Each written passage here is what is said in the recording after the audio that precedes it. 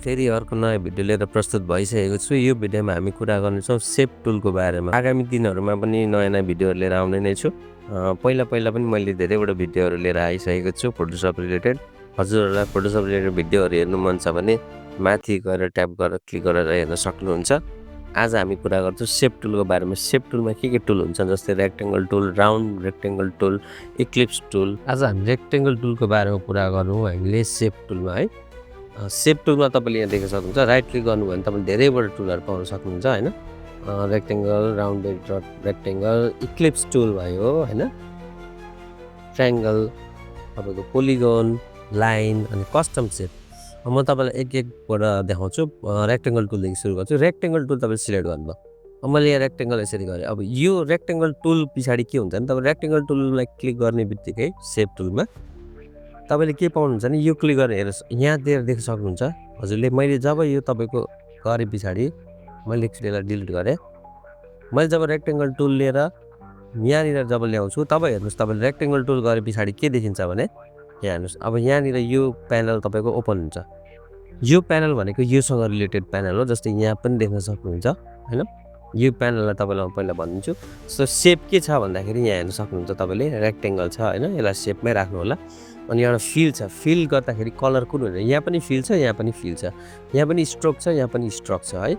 अब तपाईँले यहाँ धेरै कस्टमाइज गर्न सक्नुहुन्छ, तर यहाँबाट तपाईँले धेरै कस्टमाइज गर्न सक्नुहुन्छ।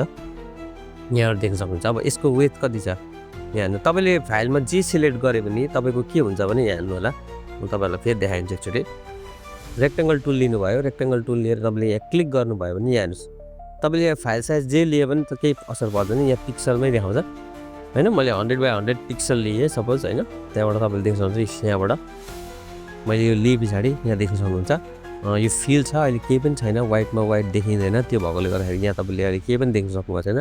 तपाईँले यहाँ क्लिक गर्नु भने यहाँ रेक्टेङ्गल छ है, त्यही अनुसार तपाईँले रेक्टेङ्गलमा गएर फिल गर्न सक्नुहुन्छ, स्ट्रोक हाल्न सक्नुहुन्छ। स्ट्रोक भनेको चाहिँ तपाईँको यसको आउटलाइन है त। मैले एउटा चुज गरेँ आउटलाइन, यस्तो यहाँ क्लिक गरेर आउटलाइन लिएर अब मैले आउटलाइन एउटा सिलेक्ट गरेर यहाँ हेर्नु ल देखाउँछु। यहाँ यस्तो गर्न सक्नुहुन्छ। मैले आउटलाइन सिलेक्ट गरेँ। आउटलाइन सिलेक्ट गरे पछाडि अहिले वाइट छ नि त, त्यही भएर केही देखेको छैन। मैले सिलेक्ट गर्दा पनि तपाईँले केही देख्नुहुन्न, किन भन्दाखेरि हेर्नुहुन्छ यहाँ हेर्नुहोस्, यहाँ अहिले पनि केही देख्नु भएको छैन, तर मैले त यहाँ सिलेक्ट गरिसकेको छु। यसको रिलेटेड कुरा चाहिँ यहाँनिर हुन्छ क्या। जस्तो मैले यहाँ क्लिक गरेर यो कलर मात्र सेट गरेर हुँदैन क्या, कति वेथ दिने हामीले त्यसको साइज हुन्छ क्या। तपाईँको पिक्सलको पनि कत्रो मोटो लाइन, पातलो लाइन भन्ने कुराहरू हुन्छ होइन। यहाँ चाहिँ यस्तो देख्न सक्नुहुन्छ। यहाँ तपाईँले मेनुअली पनि हाल्न सक्नुहुन्छ, 1 2 3 4 5 6 7 8 अनि म तपाईँलाई 5 हालेर देखाउँछु। यहाँ देख्नु यति मोटोको। अब त्यही अनुसार तपाईँले फिलको कुरा आउँछ। फिलमा जानुभयो भने यहाँ क्लिक गर्नुभयो र फिलमा गएर तपाईँले सिलेक्ट गरेर कुनै एउटा कलर दिनुभयो भने यहाँ देख्न सक्नुहुन्छ फिल चेन्ज हुँदैछ। फिल भनेको चाहिँ के भने भित्रको कलर चेन्ज हुन्छ होइन। त्यसै गरी स्ट्रोक भनेको चाहिँ तपाईँको बाहिरको आउटलाइन चेन्ज हुन्छ। त्यसै गरी यहाँ तपाईँले देख्न सक्नुहुन्छ राउन्डेड कर्नर पनि बनाउन सक्नुहुन्छ। तपाईँले अब यसलाई राउन्डेड बनाउनु भयो भने यहाँ क्लिक गरेर यसरी तान्नुभयो भने पनि राउन्डेड हुन्छ, र तपाईँले यहाँबाट गएर पनि तपाईँले यसरी पनि राउन्डेड बनाउन सक्नुहुन्छ।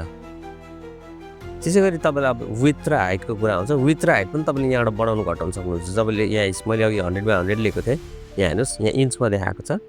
तपाईँले यहाँ पिक्सलमा पनि चेन्ज गर्न सक्नुहुन्छ होइन। मैले यसलाई एकचोटिको लागि यसरी बनाएँ। अब विथ र हाइटको कुरा तपाईँले यहाँ बुझिहाल्नुभयो होला। अब एक्स एक्सिस र वाइ एक्सिसको कुरा आउँछ। अब एक्स एक्सिस र वाइ एक्सिस भनेको चाहिँ हेर्न सक्नुहुन्छ।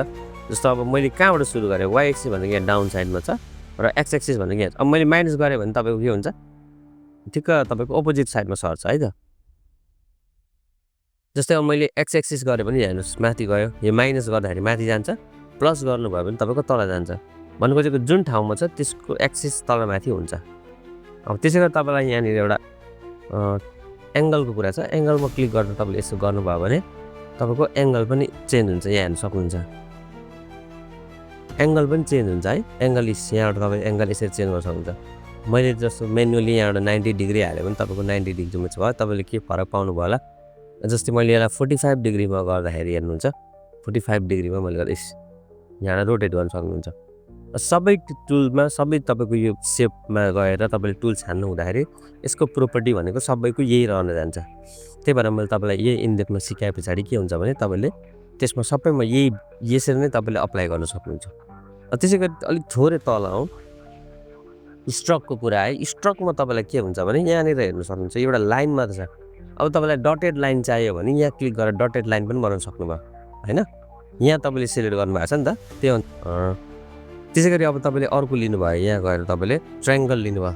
ट्रायङ्गलको पनि तपाईँको प्रोपर्टीहरू चेन्ज गर्दाखेरि त्यहीँबाट गर्नुपर्ने हुन्छ। यहाँ हेर्नुहोस् अहिले मैले जे प्रोपर्टी सेट गरेको छु त्यही भइरहेछ। अब तपाईँलाई ट्रायङ्गल लिँदाखेरि के गर्नु भने ट्रायङ्गलको फिल मैले एकचोटि चेन्ज गरेर यो बनाइदिएँ। यो दुईवटा कलर सेम भएकोले गर्दा तपाईँले देख्न सक्नु भएन होला। यहाँ म तपाईँले यसलाई ओरेन्ज बनाइदिन्छु है त। यसरी बढाउन घटाउन सक्नुहुन्छ। अब राउन्डेड कर्नरको कुरा भनेको यहाँनिर पनि तपाईँले गर्न सक्नुहुन्छ राउन्डेड कर्नर है। मैले हजुरलाई भनिसकेको छु राउन्डेड कर्नर बनाऊ। अब यो सेपहरू र टेक्स्ट टुल मिलाएर एउटा सानो प्रोजेक्ट बनाउँछु। यहाँनिर गएर मैले जस्तो अब एउटा स्टप भनेर एउटा साइन बनाउनु पर्ने भयो है। मैले जस्तो अब एउटा ट्राफिक साइन बनाउँदैछु। यहाँ गएर मैले क्लिक गरेँ। यहाँ क्लिक गरेर मैले एउटा ट्राफिक साइन बनाउँदाखेरि मैले एउटा क्लिक गरेँ। त्यहाँबाट रेड लिएँ मैले होइन। यहाँ गएर रेड लिएँ। यसलाई मैले थोरै राउन्डेड कर्नर गरिदिएँ। यो धेरै भयो, थोरै गर्नुहोस्, आफ्नो रिक्वायरमेन्ट अनुसार गर्दा हुन्छ। अब यसको बोर्डर मैले दिएँ वाइट त यहाँ तपाईँले भिजिबल छैन भनेपछि ब्ल्याकमा गरेँ। अब ब्ल्याक गरेर मैले यहाँ 0 छ भिजिबल भएन। अब यसलाई के गर्न सक्नुहुन्छ भने यसलाई अलिकति बढाएर तपाईँले 5 राखिदिनुहोस्। 5 राखेपछि हेर्नुहोस् अलिक हेर्न लायक भयो। अब त्यसै गरी मैले एउटा टेक्स्ट टुल लिएँ। टेक्स्ट टुलको बारेमा मैले तपाईँलाई अर्कै भिडियो बनाएको छु, हजुरहरूले माथि गएर क्लिक गरेर हेर्न सक्नुहुन्छ। स्टप भनेर बनाएँ है।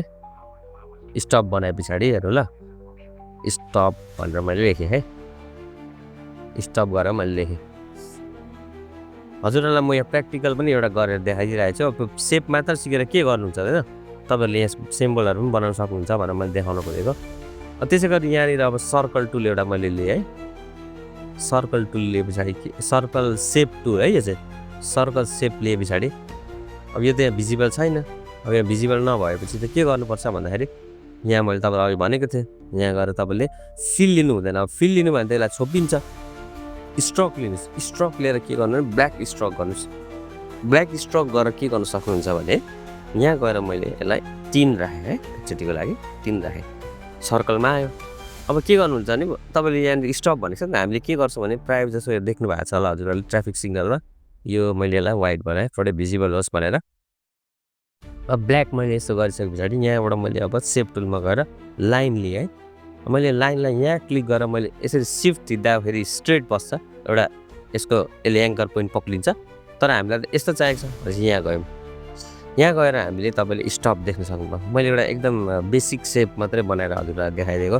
हजुरहरूले एक्सपेरिमेन्ट गर्न सक्नुहुन्छ कसरी कसरी के गर्न सकिन्छ भनेर होइन। अब तपाईँले एउटा स्टप बनाइसके पछाडि यहाँनिर देख्न सक्नुहुन्छ स्टप बनाइसक्नु भयो है। अब त्यसै गरी म तपाईँलाई एउटा अलिकति थोरै अर्को पनि देखाइदिन्छु। यही चिजलाई तपाईँले चेन्ज पनि गर्न सक्नुहुन्छ। जस्तो अब तपाईँले यसलाई येल्लो बनाउन सक्नुहुन्छ होइन। यो सेपको कुराहरू आउँछ यहाँनिर हेर्न सक्नुहुन्छ। तपाईँले यसलाई सिलेक्ट गर्नुभयो र तपाईँले यहाँबाट पनि राउन्डेड कर्नरहरू चुज गर्न सक्नुहुन्छ। मैले यसलाई यसको लागि यहाँबाट तपाईँले युनिभर्सल कलर चुज गर्न सक्नुहुन्छ है त। युनिभर्सल कलर भनेको तपाईँको धेरैवटा कलरहरू यहाँ पाउनुहुन्छ। यसमा चाहिँ भिजिबल छैन, तपाईँले यसलाई ब्ल्याक बनाउनु पर्ने हुन्छ। ब्ल्याक बनाइदिनु भयो त्यहाँबाट। यो त भयो सिम्पल सेपहरूको कुरा। अब तपाईँले यसबाट धेरै कुराहरू गर्न सक्नुहुन्छ होइन। हजुरहरूले एक्सपेरिमेन्ट गर्नु होला, के बनाउनु भयो कमेन्ट गर्नुभयो भने मलाई अझ प्रोत्साहन मिल्नेछ होइन। मैले हजुरलाई यो नर्मल बेसिक सेपहरू सिकाएँ। हजुरलाई केही क्वेसन छ भने पनि कमेन्ट सेक्सनमा कमेन्ट गरिदिनु होला।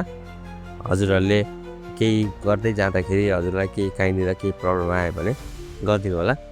यही चिजहरू यहाँ जुन मैले यहाँ क्लिक गरेर हजुरहरूलाई यहाँ देखाइरहेको छु यो प्रोपर्टी बारमा, यही चिज तपाईँले यहाँबाट पनि एक्सेस गर्न सक्नुहुन्छ। तर यहाँ फुल कन्ट्रोल नभएकोले गर्दाखेरि हामीले यहाँबाट चाहिँ एकदम इजिली काम गर्न सक्छौँ है। यहाँनिर देख्न सक्नुहुन्छ जस्तो एउटा सेप टुल लिने बित्तिकै तपाईँको यो चिज भिजिबल भइहाल्छ होइन। यहाँनिर देख्नुभयो। अब यहाँनिर एउटा सानो कुरा पनि छ, म तपाईँलाई देखाइदिइहाल्छु। यहाँ क्लिक गरेर मैले स्टप लिएँ। यहाँनिर तपाईँले यो चिज थोरै छुटेको थियो मैले देखाउनलाई।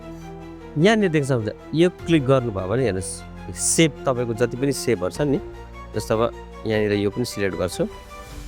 यो गर्नु भने तपाईँको यो सेप यहाँनिर देखिराख्नु भएको छ होइन। जस्तो यहाँ क्लिक गर्नुभयो।